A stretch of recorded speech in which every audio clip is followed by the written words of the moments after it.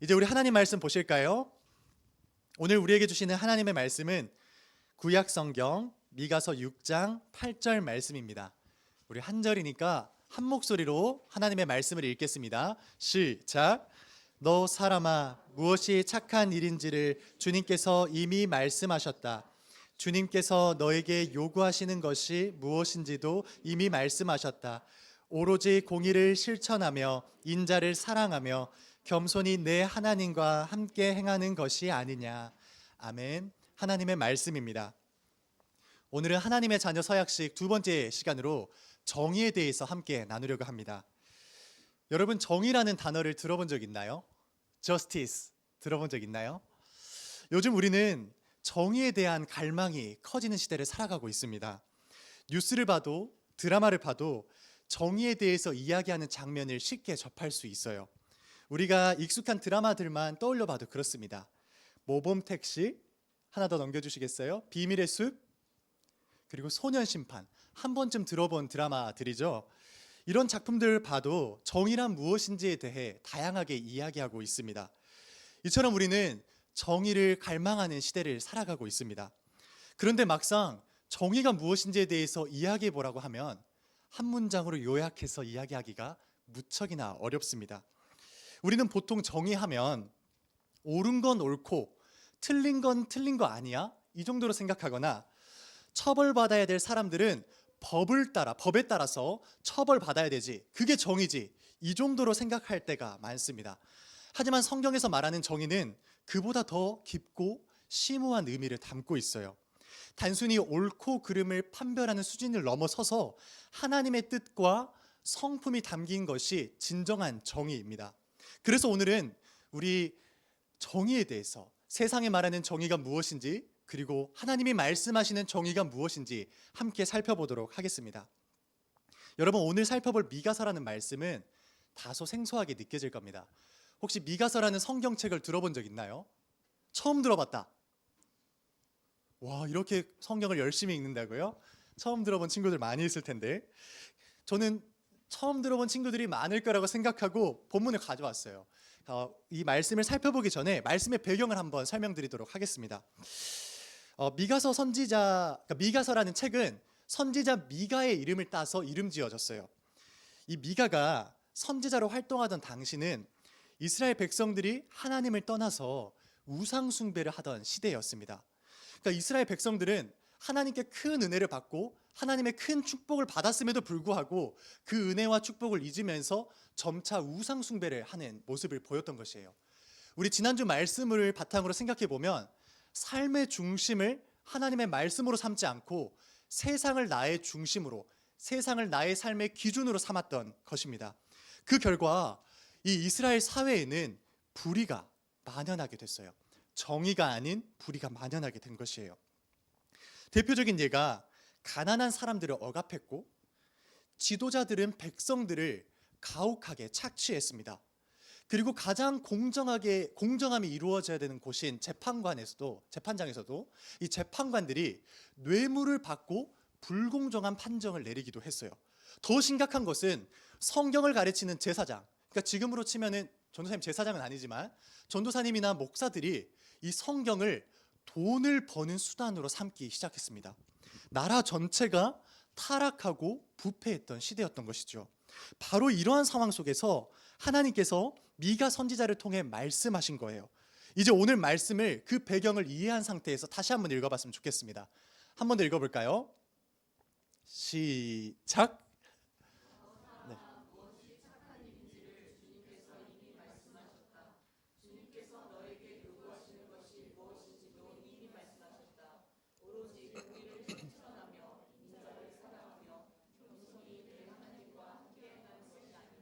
아멘.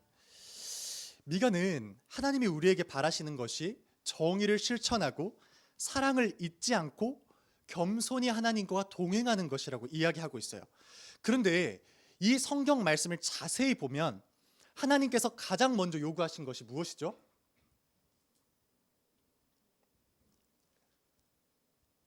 너무 어려운 질문을 했나요? Justice, 공의. 공의는 곧 정의예요. 정의를 먼저 요구하셨어요. 그렇다면 여러분, 정의란 무엇일까요? 하나님께서 우리에게 타락한 시대에 가장 먼저 실천해야 되는 것이 정의라고 말씀하셨는데 도대체 정의란 무엇일까요? 앞서 이야기했듯 우리는 보통 정의를 처벌의 관점에서 생각합니다. 예를 들어 학교에서 누군가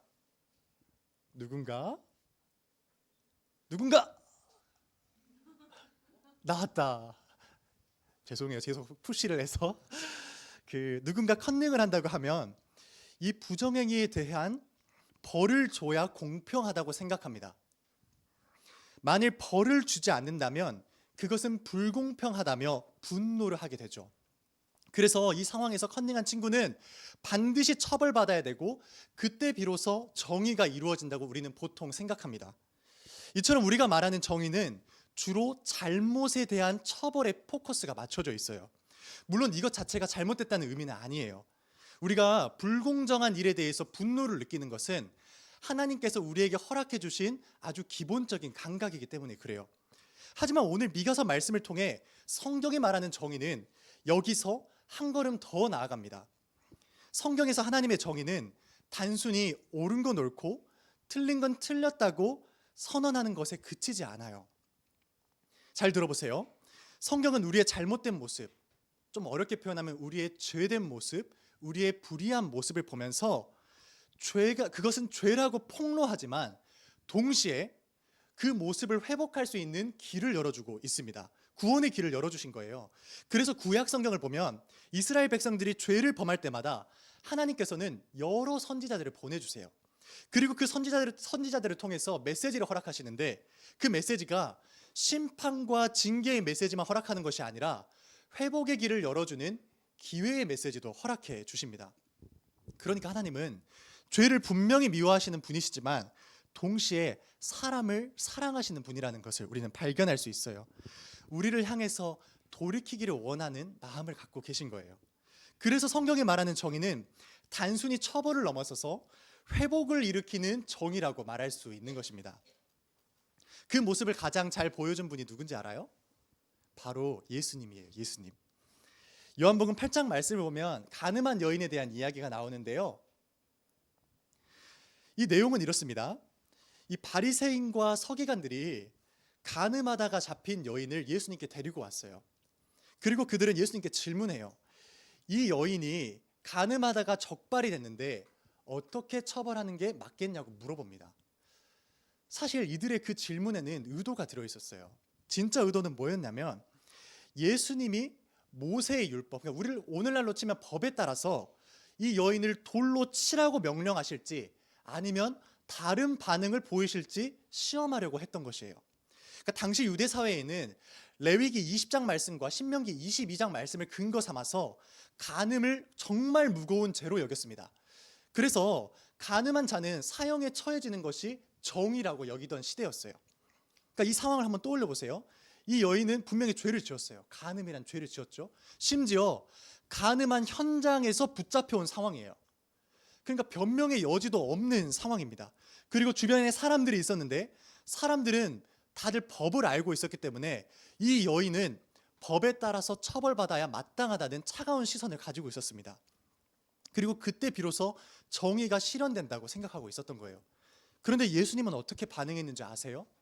그것이 요한복음 8장 7절 말씀에 나와 있는데요. 그 말씀을 우리 한 목소리로 읽어보도록 하겠습니다. 시작.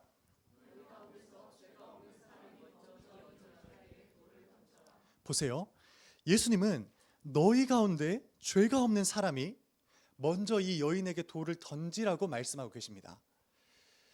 그리고 예수님의 그 말씀 앞에서 사람들은 자신의 죄를 깨닫기 시작해요. 그리고 하나 둘 그 자리를 떠나기 시작합니다. 그 끝에서 결국 예수님과 그 여인 두 사람만 남게 되는 상황이 생겨요. 그때 예수님이 여인에게 무슨 말씀을 한지 알아요? 우리 말씀 한 구절 더 읽을까요? 11절 말씀을 읽겠습니다. 시작.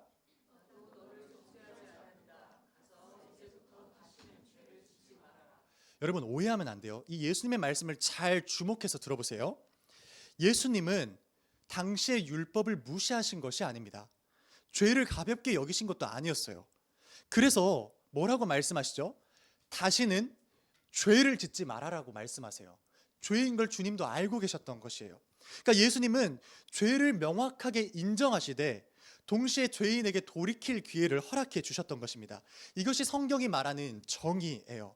사랑이 결합된 정의인 것입니다. 이처럼 하나님의 정의는 벌을 내리는 데에만 포커스가 있지 않습니다. 그분의 정의 안에는 사랑과 구원의 마음이 함께 들어있어요. 여러분, 청소년 시기를 지나면서 중요한 핵심이 바로 여기에 있습니다. 우리는 보통 편가르기를 많이 해요. 나는 옳고 너는 틀렸으니 너는 벌 받아야 돼. 너는 처벌받아야 돼. 이런 모습이 우리 시기부터 벌써부터 나타나기 시작합니다. 이것이 하나님이 원하는 정의일까요? 내가 옳고 너는 틀렸으니 너는 처벌받아야 돼. 이게 주님이 원하시는 정의일까요? 아닙니다. 하나님은 죄를 미워하시지만 동시에 우리를 사랑하시기 때문에 반드시 회복의 길을 열어주십니다. 이것이 예수님이 보여주신 하나님의 정의입니다. 그렇다면 우리가 살아가는 학교, 학원, 가정, 또 친구 관계 속에서 어떻게 정의를 실천할 수 있을까요? 전사님이 다시 한번 이야기하건대 오해할까봐, 잘못이나 불의를 그냥 넘어가라는 소리가 아니에요. 그건 반드시 짚고 넘어가야 될 부분입니다. 하지만 오늘 예수님은 죄인에게 돌을 던지는 것이 우선이 아니라 회복할 길을 먼저 봐야 된다고 이야기하는 것이에요. 그래서 우리의 삶의 영역에서 그것을 어떻게 적용해 갈지 사랑의 관점에서 바라볼 필요가 있는 거예요. 여러분, 조금 지루해질 것 같아서 이야기를 하나 가져왔어요. 실화를 가지고 왔습니다.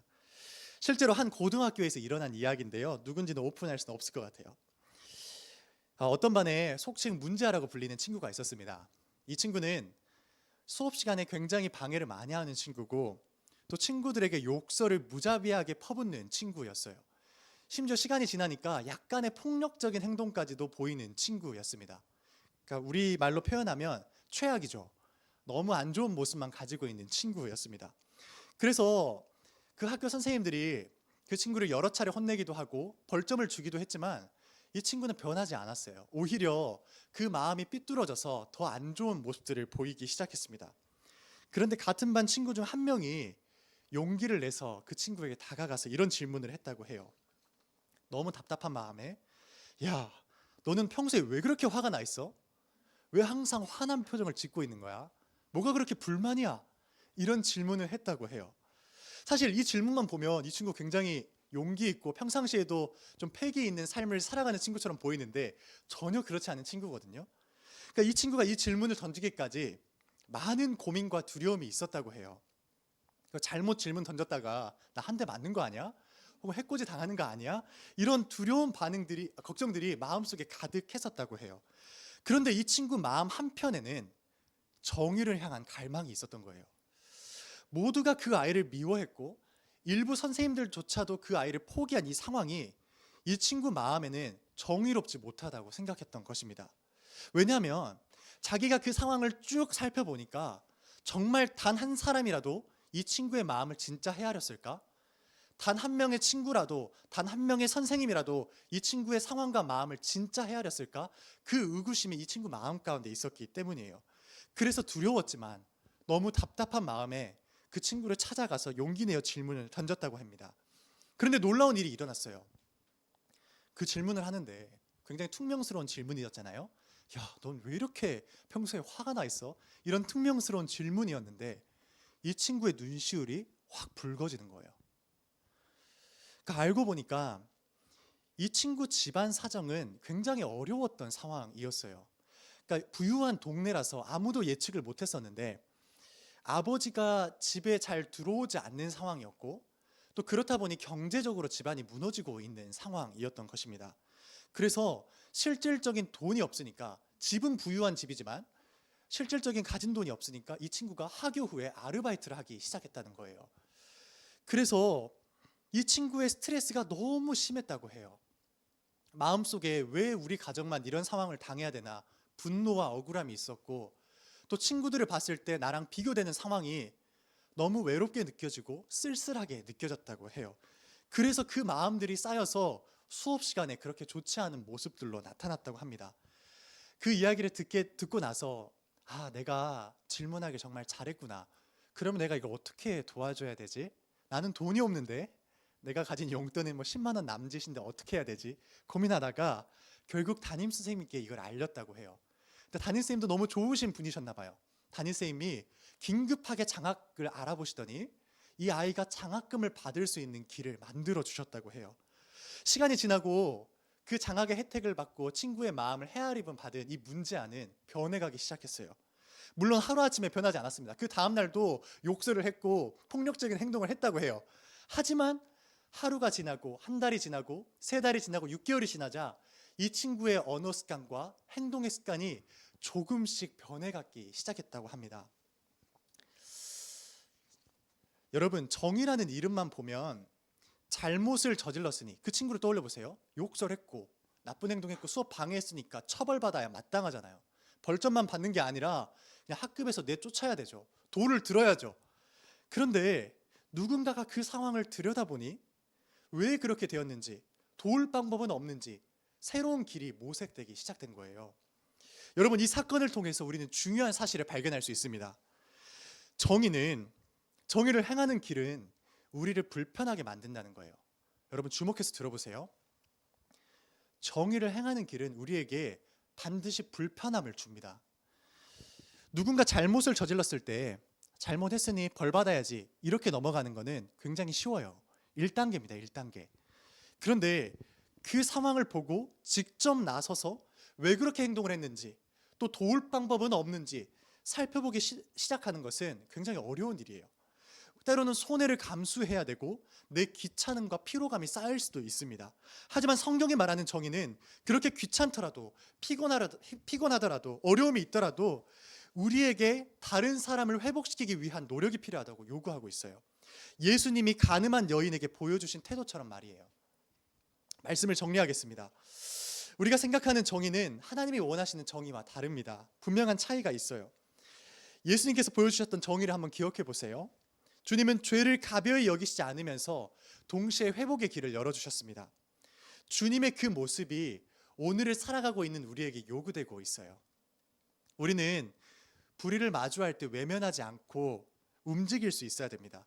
그리고 그 예수님의 모습을 본받아 사랑과 정의를 실천할 수 있어야 해요. 오늘 우리가 살펴본 미가서 말씀은 바로 그 정의를 실천하라고 말씀하고 있습니다. 우리가 예수님을 닮은 그 모습으로 정의를 실천하며 나아갈 때 하나님이 이 세상을 공의롭고 정의롭게 만드실 것을 우리 이 시간 믿음으로 고백하기를 소망합니다. 우리 말씀 한 번 더 읽고 설교를 마치겠습니다. 오늘 주신 말씀을 마음에 새기며 설교를 마치려고 하니까 우리 친구들 다 함께 일어나서 눈 뜨라는 거예요. 잠을 깨서 이 말씀을 한 마음으로 읽겠습니다. 시작.